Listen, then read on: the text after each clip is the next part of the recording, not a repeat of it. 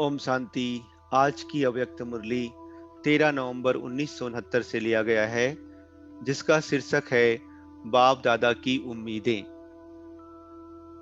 अशरीरी होकर फिर शरीर में आने का अभ्यास पक्का होता जाता है। जैसे बाप दादा अशरीरी से शरीर में आते हैं, वैसे ही तुम सभी बच्चों को भी अशरीरी होकर के शरीर में आना है। अव्यक्त स्थिति में स्थित होकर फिर व्यक्त में आना है। ऐसा अभ्यास दिन प्रतिदिन बढ़ाते चलते हो। बाप दादा जब आते हैं तो किससे मिलते हैं? बच्चे कहते, आत्माओं से। आत्माएं कौन सी? जो सारे विश्व में श्रेष्ठ आत्माएं हैं। उन श्रेष्ठ आत्माओं से बाप दादा का मिलन होता है। इतना नशा रहता है।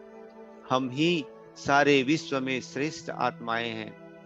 श्रेष्ठ आत्माओं को ही सर्वशक्तिमान के मिलन का सौभाग्य प्राप्त होता है। तो बाप दादा भ्रिकुटी के बीच में चमकते हुए सितारे को ही देखते हैं। तुम सितारों को किस किस नाम से बुलाया जाता है? एक तो लकी अर्थात भाग्यवान सितारे भी हो, और नैनों के सितारे भी। और कौन से सितारे हो? जो कार्य अब बच्चों का रहा हुआ है, उस नाम के सितारे को भूल गए हो? जो मेहनत का कार्य है, वह भूल गए? याद करो अपने कर्तव्य को। बाप दादा के उम्मीदों के सितारे, बाप दादा के जो गाए हुए हैं, वही कार्य अब रहा हुआ है। बाप दादा जो उम्मीदें बच्चों से रखते हैं, वह कार्य पूरा किया हुआ है। बाप दादा एक एक सितारे में यही उम्मीद रखते हैं कि एक एक अनेकों को परिचय देकर लायक बनाए। एक से ही अनेक बनने हैं। यह चेक करो कि हम ऐसे बने हैं। अनेकों को बनाया है, उसमें भी क्वांटिटी तो बन रहे हैं, क्वालिटी बनाना है। क्वांटिटी बनाना सहज है, लेकिन क्वालिटी वाले बनाना, यह उम्मीद बाप दादा सितारों में रखते हैं। अभी यह कार्य रहा हुआ है। क्वालिटी बनाना है, क्वांटिटी बनाना, यह तो चल रहा है। लेकिन अभी ऐसी क्वालिटी वाली आत्माएं बनाने की सर्विस रही हुई है। क्वालिटी वाली एक आत्मा क्वांटिटी को आप ही लाएगी। एक क्वालिटी वाला अनेकों को ला सकते हैं। क्वालिटी क्वांटिटी को ला सकती है। अभी यही कार्य जो रहा हुआ है, उसको पूरा करना है। अपनी सर्विस की क्वालिटी से आप खुद संतुष्ट रहते हो?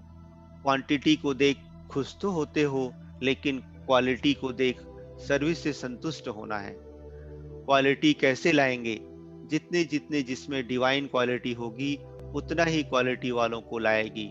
कई बच्चों को सभी प्रकार की मेहनत बहुत करनी पड़ती है, अपने पुरुषार्थ में भी तो सर्विस में भी।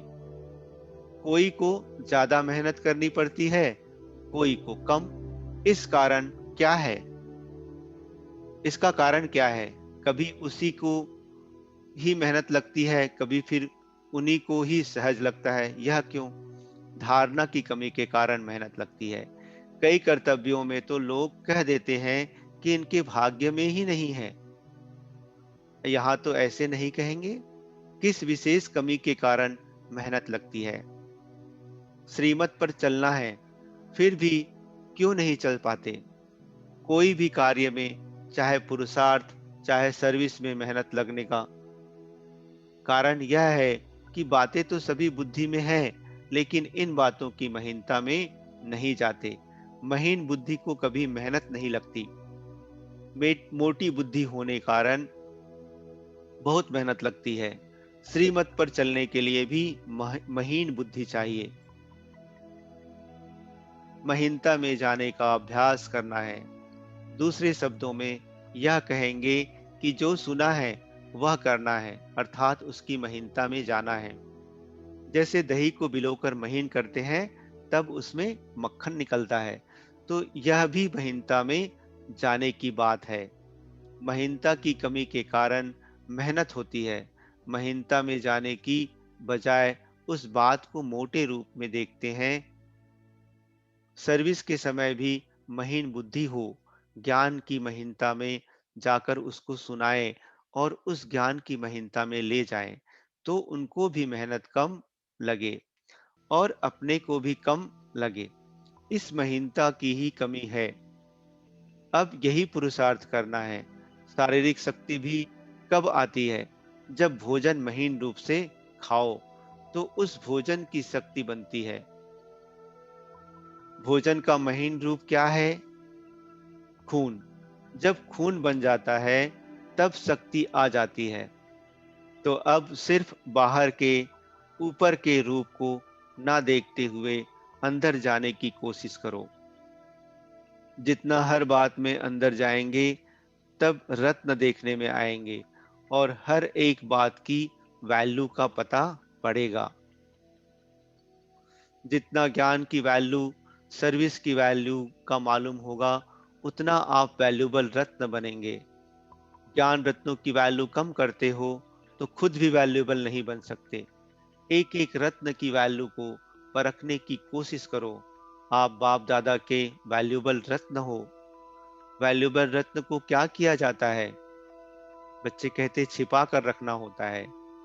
बाप दादा के जो वैल्यूबल रत्न है, उन्हों को बाप दादा छिपा कर रखते हैं। माया से छिपाते हैं।